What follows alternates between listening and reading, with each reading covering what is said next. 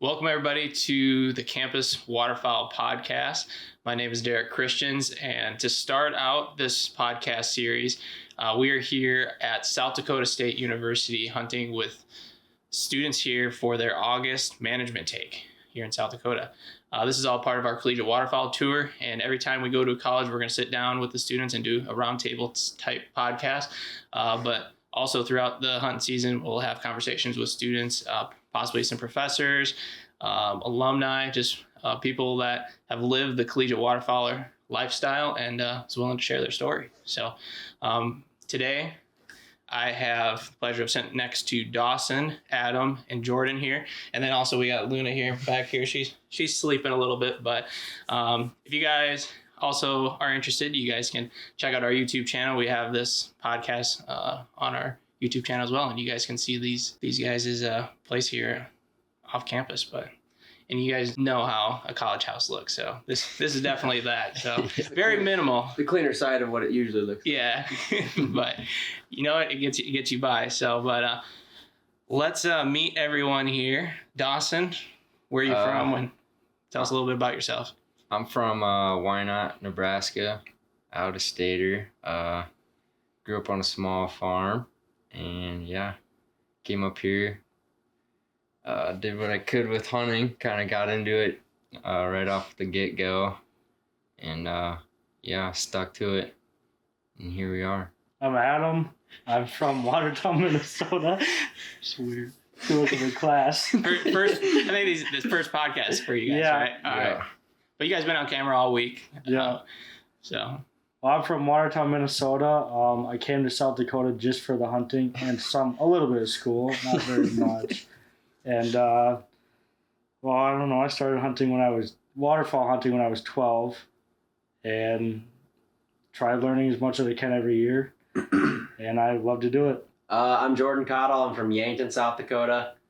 I also grew up on a farm just east of Yankton. I came to SDSU. I have some family members that came here, and I knew a lot of people that were coming here, and they had my field to study, so that was pretty much whatever you want to call it, just the reason I came here. I met these guys. I met Dawson my freshman year. We were roommates. Started hunting with him quite a bit, and we've been hunting together for the past 4 years. I met Adam and our other roommates 2 years ago, and then we kind of formed our group, and we've been hunting together pretty much ever since. So, yeah. And you guys are upperclassmen, so you guys have been on campus for a while. You know the area. Yep. Gotten to know the area pretty well. But We are our fifth year here. Yeah. fifth year. Yeah. So you got an upper edge over all these freshmen coming on campus this year. It's move-in weekend here at SDSU, and it's just competition. These guys have been staring them down, trying to intimidate them a little bit throughout the weekend. But no, it's all fun, and I think.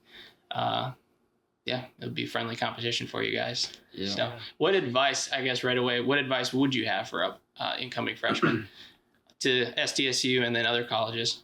Get ready to put a lot of miles on. Yeah. Don't be afraid to drive. Scouting. And scout, and do some more scouting. Yep.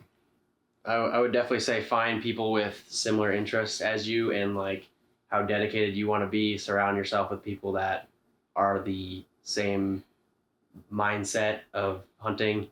I think that really helped our group. Yeah. We're all super serious about it. We want to kill as many as we can, and have fun doing it. So, because if you can't have fun on like the bad days, it's in the not wrong gonna be fun. Yeah. And where do you think the best place to find like-minded students would be? There's a Ducks Unlimited student chapter here. I guess just talk to people in your classes. Maybe you see someone wearing a hoodie, a dive bomb hoodie or something like that. Maybe strike up a conversation with them, something like that. But different clubs, get involved, meet people. That's how you're gonna hunting clubs, meet friends and stuff. Yeah, there's hunting clubs, stuff like that, shooting clubs, fishing clubs. There's plenty of activities to do. So I'd just say be involved and try and meet as many people as you can. Mm-hmm. Cool. What would you say? How would you strike up that conversation? This is a big. That's a tough question. This is a big topic because like you guys kind of hit a home run. You know, the group that you guys have built when you guys were younger and things, and now I've seen your guys' relationship and living together, and you guys go hunting every weekend, and now you guys will be friends, I'm sure, for quite some time. And and it's just, even as a freshman, you're coming to a new school. You might have left some of your high school buddies that you might have hunted with in the past at home, or they went somewhere else, and just that time away it's hard. They're not going to come to South Dakota, or depending where they're moving from. But how would you start a conversation with someone to talk hunting, to potentially have a relationship that you guys similar to what you guys? It's a tough question, especially for like guys. I feel like it's just like talking to random people about. Just get out and talk to as many people as you can. I guess. And what would your first question be? I'd probably say something like, "Hey man, I like your hoodie. Do you waterfowl hunt at all?" And then like yes or no, I got this from my brother or something. And then what would your next thing be? Do you any hunting around here yet? Yeah, something like that, or you been out yet? The year you are, major stuff like that. And eventually go in and kind of ask that question if they ever want to go scouting together. I think asking if they want to go scouting with you. Well, we met quite a few people just out scouting. When they're looking at a field, you stop and just look at a field with them. And then, we met 2 guys last year doing that. And that led to having hunts together. And we did 2 hunts. One of our best hunts last year we did with them. The day after we met them, on the side of the road. Yeah. We met up and we shot our 7-man limit. And it just, you want to hunt? And they said, yeah. And I said, okay, we got a spot. And it's a mutual thing. Make sure, if someone puts you on a hunt, make sure you're ready to put that back on a hunt. Yeah. So, what kind of hunting do you guys do around here? What are you guys hunting? What are you guys looking for throughout the season? I guess as far as waterfowl, we probably do 4, main types of hunting. And that would be like water duck hunting or field duck hunting, and then goose field hunting, and we do a tiny bit of like loafs or pastures or something like that. Ever. Wake up at 8. Adam's a big fan of the loaf hunts when they come in at 9:30 after eating. No roost though. No roost. Don't be that guy. Yeah, for sure. That'll mess up a lot of hunts, and that will make you more enemies than you will make friends doing that. So don't try and don't do that. I think everyone kind of recommends staying away from that and just going hunting a pond or something if you don't find something. But how would you describe field hunting to someone that's always hunted water their entire life? You gotta try it. Yeah, you can't even describe it. You gotta just try it, because that's my favorite thing to do. Yeah. Decoying ducks over water and geese over water is completely different than decoying ducks and geese over land. What about hunting in the field? Just get up, walk around. You're not chest deep in water, and when it gets really cold, you're in a layout blind. You got clothes on, and you can walk out and get your birds. And like up at college, a lot of people don't have dogs, or some people do, but freshmen, they can't have dogs in the dorm. So you hunt water, you gotta walk and get your ducks. And I'd say like the sheer amount of birds, like when you're hunting field mallards over a water source. If you're hunting field mallards, it's usually a group of anywhere from 10 to, we've had, hundreds of birds. Clouds, just tornadoes. Yeah, so. yeah. And then I think they get a lot closer. It seems like they really suck into mojos, so you can really like pinpoint where those ducks are going to be when you call the shot. And then I guess I prefer shooting a dry bird over a soaking wet mallard. I think they look a lot better, but everyone's got their own opinion on it. Don't shoot mallards over the ice all day. I think sheet water. Take mallards. Sheet water and ice. Yeah. Cool. Yeah, I had the opportunity to attend third term, Ducks Unlimited's third term in Memphis, and you would not imagine how many guys have never had a chance to hunt a field, and we take it for granted a lot of the time. For sure. So I think it's the same thing for us wanting to go south and hunt flooded timber. Yeah, that's true. Yeah, they probably want to come up here and hunt fields. Yeah, it's the same thing. So it's pretty cool, and just got to strike up those conversations, and that's the power of social media too. You can you can message anyone, strike up a conversation, and potentially get on a hunt. And, What about, let's go to the next topic. What's the most memorable hunt you guys have been on? Oh God. Yeesh. Whether it's been like a terrible situation happened, it was an awesome hunt, whatever it was. What hunt comes to mind? And is it the same one across the board? No. No. Last year, just us four roommates went out in October, and it was snowed the day before. And we had a roost, 1,000 yards away with 50,000 stones on it. Yeah, it was just a little hole. It was a little hole that the snows kept open. Big lake. It was.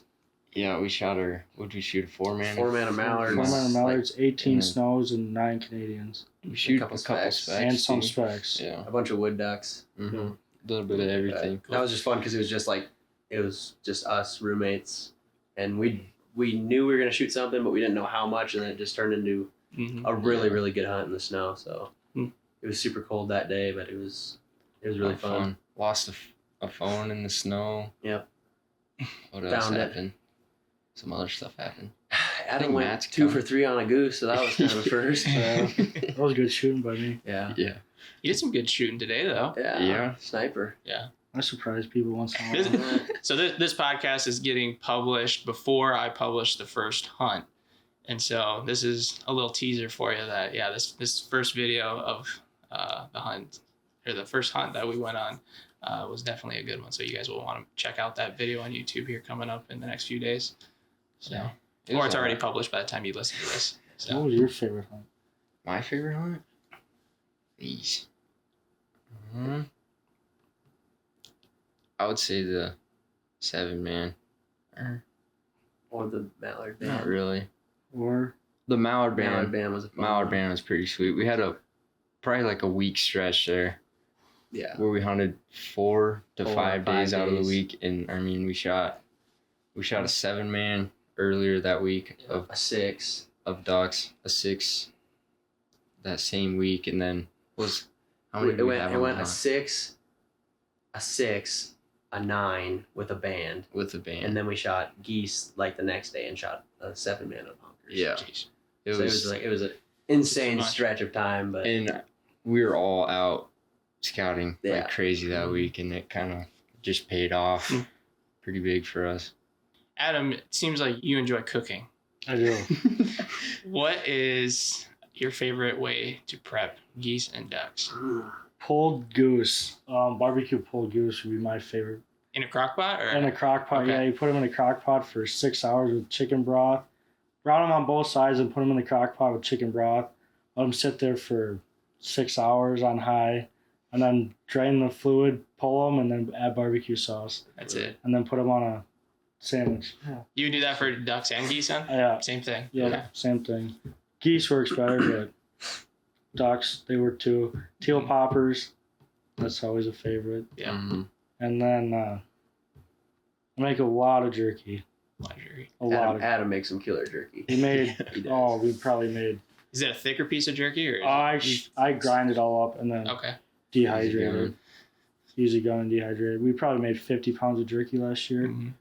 So Yeah, we were out in the blind today, and you guys were talking about pastrami. that's what I want to That's the try next- next. yeah. Yep.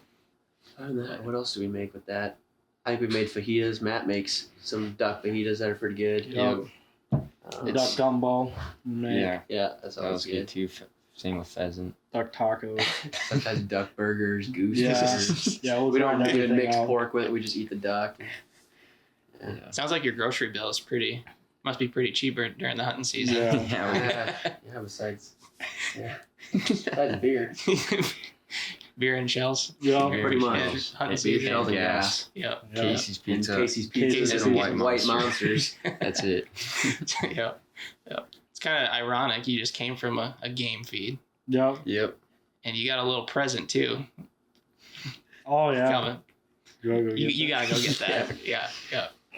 You gotta show the folks that are watching the video all the way through here, and then you gotta tell us the story as well. So, as Adam is away, I've heard there's some friction between you two when it comes to debating about different topics on waterfowl.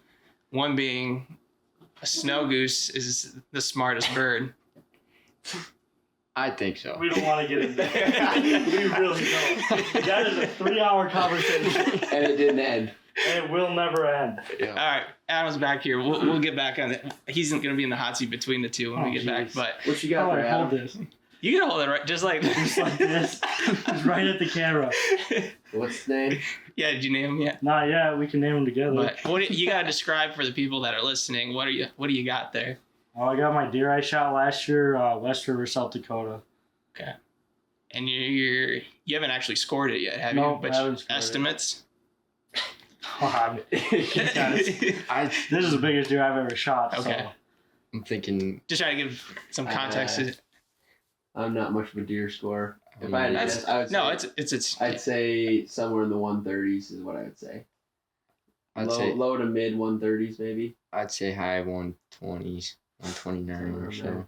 We don't shoot many deer. The Yeah. ones we shoot are tiny, so It's cool.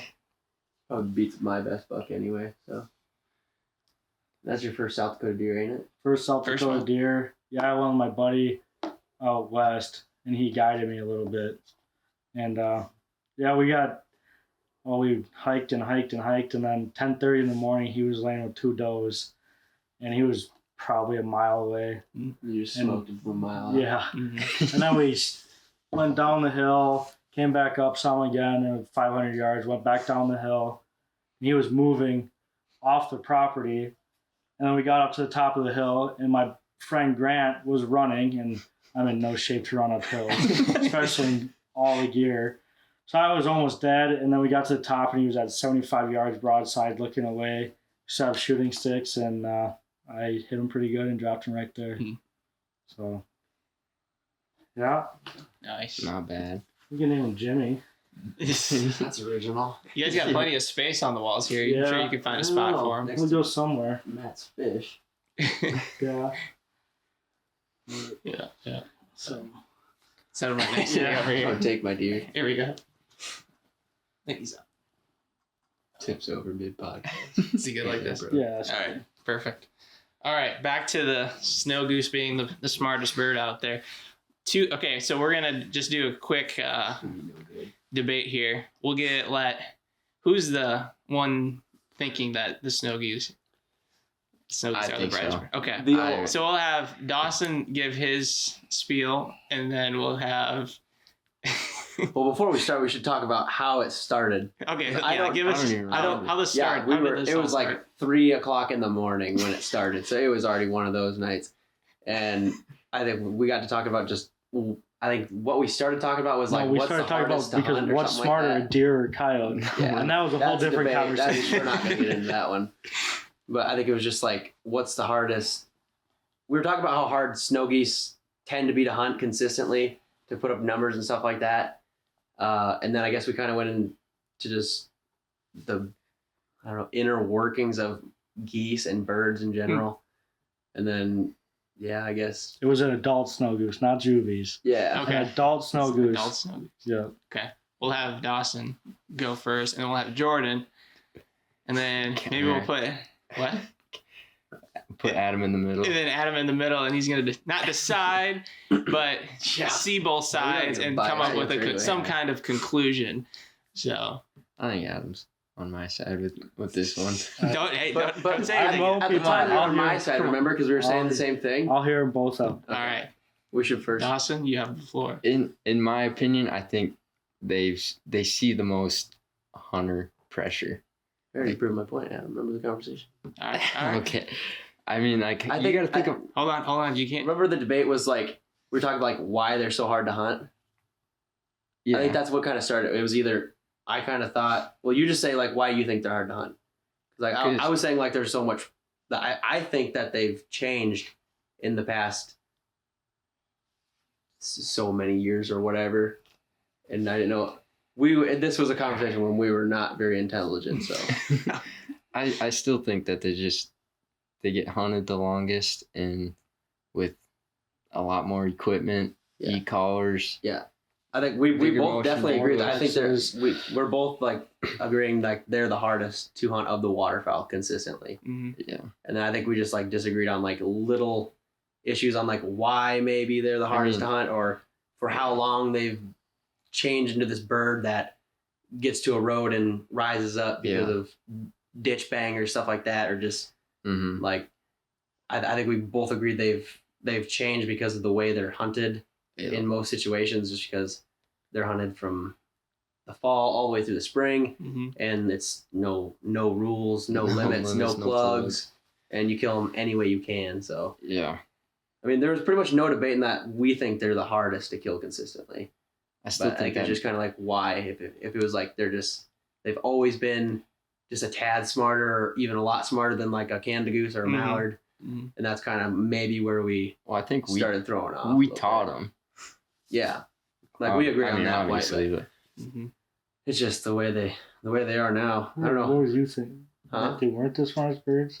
No, I think they're the hardest to hunt. I didn't know if they were like the smartest based on like just general biology, or if it's like just a like an evolution thing of like, hey, we've been hunted back in the day. They were hunted over just ditch all the time, and now they're hunting over decoys, ditches, e-collars, like any way you can possibly kill them. They're just always under pressure. So I think we both agree that they're the hardest to hunt. And Dawson even like guides for snow sometimes, so like he knows better than all of us that they're tough to kill. Yeah, well, even like in the fall, I mean, even in the fall, if you got a honker spread out and you see some snow geese, and let's say they're 6 yards, like literally every hunter is gonna take a poke at them. Oh yeah, because they know they're not decoying, and so I mean, you love snow. What's worse you can do? Lose a couple shells. Yeah, drop exactly. A snow goose. Yeah, so I mean, they see that. It's just I don't know. Just a lot of eyes. Reckless hunting on snow geese. A lot of eyes. A lot of eyes too. And they fly high no matter what. Do you think if we hunted like Canada geese the same way as a snow goose, like they would eventually do the exact same thing? Do you think they would get to the point where they would be just as smart if we hunted? I don't think so. Just because they're a different bird. Like snow geese, they drop into a field a lot higher. They circle and come down more vertically than a honker does. Right. So I mean, well, if you get snow geese to circle 10 times, that's no big deal. If you get Canadian geese to circle 10 times, they're not coming in. Exactly. They're just a different bird, in my opinion. Yeah. I hate them. Yeah, I think everyone does. The biggest part is everyone sees the numbers. I mean, they're in the millions, and you see them flying in the millions. And then you go out there to hunt them, and you sit literally all day, and you shoot 5. And then people are like, how can you only shoot 5 when there's so many birds? Well, they've been hunted so hard, and they just... I think you also see on like social media, no one posts the days that you shoot 5 snow. Yeah, that's we shot 119 today. Then everyone sees that's like, damn, that's like, there must be a lot of birds. Yeah, that's all. And you're using e-collars, so it must be easy. Got a big decoy spread, so it must be easy. Like how could these geese not come down to this massive spread and perfect calling? Yeah. I gotta go restart the camera quick. Has a 30-minute limit. So it's not recording right now? No, it's recording. Oh, dang. All right, now we're back. We're good for another 30 minutes. Here. So, we all talk about how we started hunting. How y'all started hunting? Yeah, that's a good idea. Yeah. Dawson? Like waterfowl hunting? Yep. Sure. Quick spiel. How you got started? Yeah, jeez. Couple buddies of mine in high school, we were complete idiots, not even gonna lie about it, and we painted up a bunch of like lunch sacks as snow geese, and we shot a few. That was in the spring. I don't know, quite a few years ago. And those are the hardest birds to kill, by the way. And yeah, we killed them with lunch sacks. But that's kind of where I started, and met Jordan, got into it more. I mean, coming up here, it's a whole different ball game with just a different landscape. Yeah. And now I'm addicted with no money. With no money. Yeah. I probably started trying to waterfowl hunt when I was in middle school. I started hunting my neighbor's pasture. I went and bought a couple decoys offline. Had no blind. I would just sit out there. And the first time I ever goose hunted, I was by myself. I had no idea, so I wore blaze orange. Sat in the middle of a field, and I just watched geese fly by all day. I didn't have a call. I had no blind. I was in blaze orange. I just had my decoys thrown out. I had like 10 of them, and I didn't shoot a single thing. No. And then as the years went on, I started looking up more stuff, trying to research, and then finally got a little better. I'm not very good still, but you just got to stick to it. And if you like it, you're going to love it once you start. I actually, in Minnesota, I only shot one mallard before I came out here freshman year, because Minnesota, you shoot teal, wood ducks, and your occasional goose, and that's about it. And Minnesota is all big water hunting. I mean, out here is a completely different ballgame. You're in sloughs, you're in fields. I don't think I've ever hunted out of a boat here. It's always knee-deep water. In Minnesota, it's always 9 feet deep. Mm-hmm. Mm-hmm. So, yeah, you are the best caller here too. Oh yeah, 100%. No doubt. I guess I started my journey, or whatever you want to call it. What do you want to call it? My escapade, whatever you want to call it. Escapade. Big word. My dad worked for a company, went on pheasant hunts for their like retreats or whatever you want to call it. He'd bring these birds home, and I was real young, and I just thought they were really cool. And then I went to Shields one day, and I asked my dad if I could buy this movie, and it was Foyle's Migrators, Fallen Skies, and it's just 2.5 hours of waterfowl carnage of them just shooting ducks and geese like crazy. And then, so I watched that all the time. And then, like all the fields around my house in the spring would load up with snow geese. And I was always trying to shoot them. I tried to shoot with my BB gun. And then I eventually went up to a 20 gauge, and I tried to jump them and stuff. And I was like, if I get a call, I can call these things in. So I begged my uncle for a snow goose call. Well, I finally got that, and I didn't kill any more geese than when I didn't have it. After that, my first opportunity to really start waterfowling was when I was in 7th grade. My best friend's dad took us out for South Dakota Youth Day. And we went to a public slough, and there was no one else there, and it was just us. And we got out of the pickup, and it was just whack, whack, whack, whack, just ducks everywhere. And I think we set out like a dozen mallard decoys and a mojo, and we shot like 4 teal and a mallard. Mm-hmm. And after that, it was just what I've always had a passion to do. And after that, we started hunting geese when we kind of got into high school. Never really did too great around Yankton, but we had a couple decent hunts, but nothing like what we're doing now, even close. But like these guys said, just moving to Brookings, it was a light switch of just different opportunity to have, just the bird numbers and the access and just the opportunities to shoot birds is pretty much unmatched from what I was used to. But yeah, that's pretty much how I started. What do you think? What's next then? Where do you see yourselves in waterfowl hunting in 5 years? Just 5 years. Honestly, I want to buy land down in Nebraska, put a pit blind in. Oh, you're coming down to me, huh? Well, yeah, on the river somewhere. Yeah. Pit blind, that's what I want. And to shoot migrators.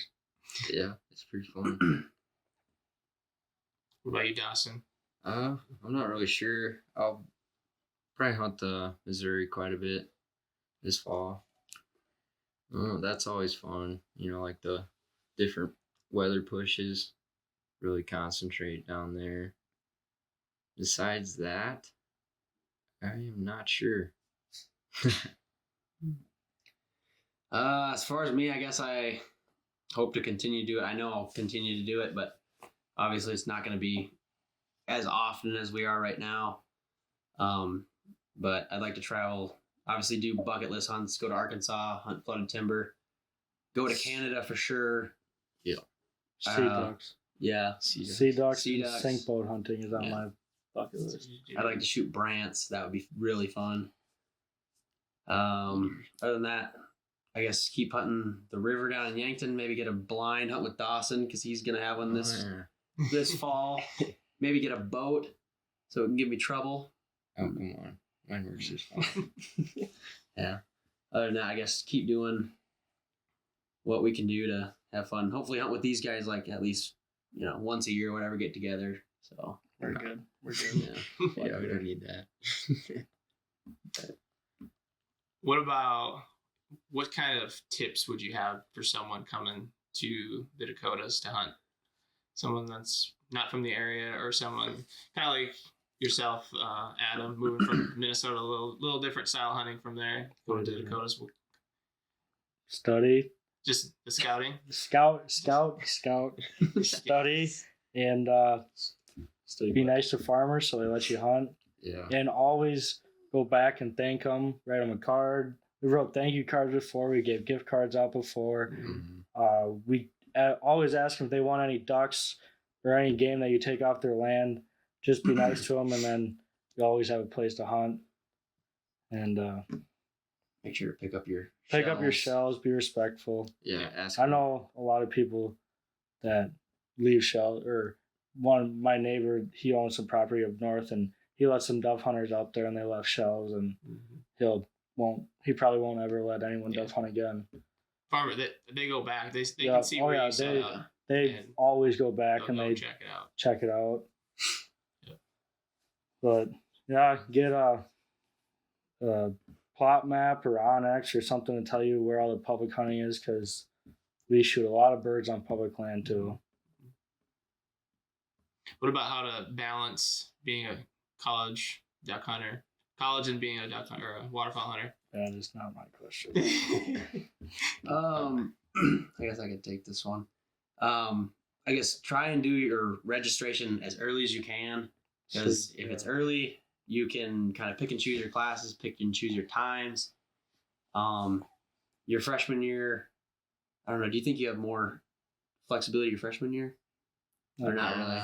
I don't think so. Okay. Well, like my freshman year, I had my earliest class Monday, Wednesday, Friday was at noon, and I had like from noon till like 3 some days or whatever. But so I could hunt pretty much 5 days a week, including the weekend. So that was nice. So set up your schedule so you can at least hunt till like 9:30, 10 o'clock. Still get to if you class. can, and still get to class. Other than that, by managing.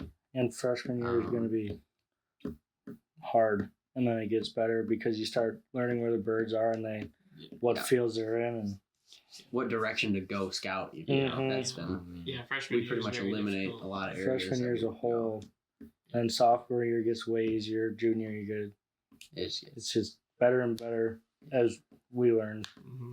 I mean, but it all starts putting on those miles. Mm-hmm. Yeah, just drive around, just go see some stuff, go road hunt some pheasants, do whatever. South Dakota has tons to offer. Go dove hunt, go do whatever. Mm-hmm. Just drive around, get familiar with the territory. Bring binos. Bring binoculars. I guess take note of like what crops are planted, because farmers usually plant like the same crops. Yeah. Like if a guy's not going to just start planting wheat one year, he's going to be doing it for his whole life pretty much, depending on the year. Mm-hmm. But usually he'll have some somewhere. So take note of like what areas have kind of like location of wheat fields for like early season, or find some dairies that have silage fields for like early October honkers usually. Other than that, find good roost lakes so you can trail birds. Follow birds in the late season. Once you find birds in the sky, just follow them for miles and miles and miles. Yeah. Other than that, between juggling the school, I guess maybe find a place to store your gear. That's kind of a big deal. Oh, yeah. If you have a car, maybe you know someone that's off campus. If you don't, storage units are pretty much available here anyway for like $15 a month, and you can do all your gear there. You can clean your birds there if you want, or I guess depending on where you are. But as long as you get passing classes, you can do stuff in the blind too. Go for it. Get a hot spot. I was South Dakota, like as a whole, is definitely a special place for an outdoorsman. I think, and being a student here, you can take advantage of all those opportunities that the state has. Where would you put South Dakota State in ranks amongst other colleges across the country for if you're like if you just love the outdoors and you want to take full advantage of hunting, fishing, and all that good stuff. I toured one school, and it was here, and I came with my sister because she was touring it. We parked in the big parking lot, and 4 guys rolled up, and they had 12 geese in the back and a couple blinds. I said, "Yeah, it's a pretty cool school, so I'll just go here." So I've never really toured any school, so I can't say much about I that. think as far as the state goes, I mean, you can go way out west and run into just about any hunting that you want to, Like what? like Animal mule deer. elk. Yeah. and Explain to people because people from they some people just don't know. yeah, So it's what's out west? What is? I suppose Jordan would know. I mean, Yeah. it's a complete opposite. Just South about. Dakota is just there's so much diversity. Like east of the Missouri River, we call it East River around here. It's a lot of farmland, relatively flat ag land. You go west of the Missouri River, we call it West River, and after that, it's like hills and a lot of pasture. And then if you go on like the western third of South Dakota is the Badlands and the Black Hills, and it's more of a, I guess the Badlands and the Black Hills are more of like a mountainous terrain. Out there, in South Dakota, you can literally hunt most species of like big game. I mean, we got elk, mule deer, whitetail, pronghorn antelope, mountain goats, bighorn sheep, turkeys across the entire state, waterfowl, pheasants, grouse. I mean, it is literally a hunter's paradise. You can and fishing. The river, there's the glacial lakes in the northeastern half of the state are incredible fisheries. I mean, and we're the pheasant capital of the world if you're into that. I do a lot of upland hunting. I mean, we got big deer. I mean, I don't want to say it's a pretty special state. If you come travel here. If you come to school to South Dakota State or any college, you're considered a resident. You get resident licenses and everything as of right now still. I don't know if they ever plan on changing that at all. I hope not, but it's a great opportunity for students. And I know once you come to South Dakota, it's hard to leave. Yeah. Right. Yeah. A lot of people don't leave. Yeah. Once you're here, it's hard to leave. But where are we at? See, I told you this hour would go fairly quickly. Yeah. I think we're about 40 Good thing we only have to wake up in another 2 hours. So, but now tomorrow, you guys have what's the game plan for tomorrow before we close out? I think it's gonna be pretty similar today. We got a little different wind, but it's still around 12 mile an hour. I think West. we saw. I think South, southeast. So a little colder should get the birds up and Out in the air. Yeah, and 2 A-frames and family groups. 2 A-frames, small spread, realistic spread. realistic spread. Yeah. That's kind of key in there. Yep. Hitting it every day. About 150 birds, I think, is what we're going with for a number. Yep. In a wheat field and yeah, stick it out, see what happens. Sweet.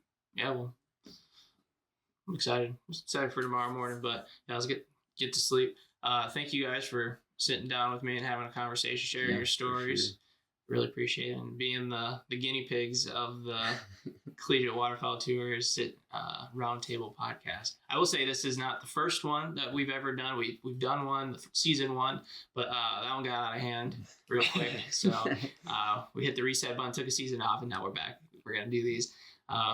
Make sure, every time we go to a college, we're gonna be sitting down with a handful of the students and just having conversations around waterfowl and where their journeys all started and what advice they have for other kids coming on campus. So thank you guys for tuning into the Campus Waterfowl podcast. If you guys have any feedback on this first episode and if you guys have any suggestions on things, what we can do to improve it, feel free to send Campus Waterfowl a message on Instagram. Pretty easy to get in contact with. But thanks for watching if you guys are on YouTube. But we're going to get after them tomorrow morning and see you guys in the next one.